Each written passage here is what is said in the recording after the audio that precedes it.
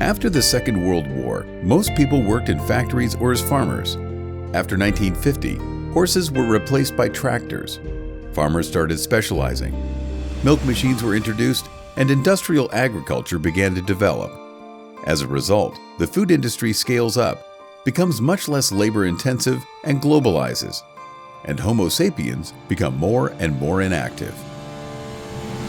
Food becomes cheap and plentiful. There's more choice than ever before in history. We see the creation of convenience foods that many customers will pay a premium for. Taste, convenience, and profit become more important than nutritional value or waste production. After the 1950s, the food industry markets itself as the housewife's help in that they don't have to spend as long in the kitchen. Supermarkets offer lots of choice. Products are packaged, and people have a hard time to assess the value of what is inside those packages.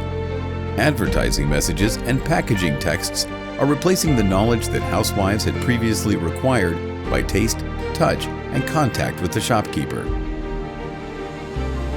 In the 1970s, the 7 countries study is published, and the food industry takes the results as an opportunity to start the fat-free rage.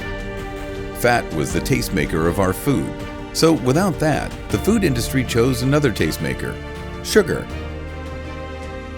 Between 1975 and the year 2000, our sugar consumption more than tripled to an average of over 110 grams per day. So not only are we Homo sapiens becoming more and more inactive, we also eat more and more empty food. Our calorie intake significantly increased after 1960.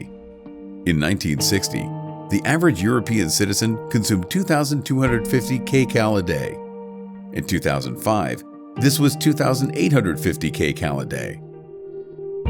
In the United States, in 1996, the average intake was as much as 3,650 kcal a day.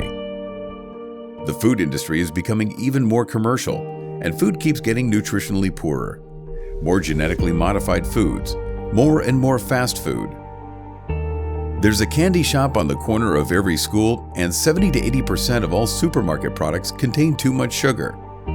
Our sugar consumption went up from 45 grams a day in 1980 to 105 grams per day in 2010. The advice of the World Health Organization from 2015 is a maximum of 50 grams per day, but preferably 25 grams per day.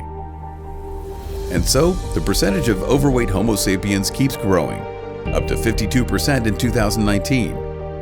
So now more than half of the global population is overweight, and more than 20% is obese.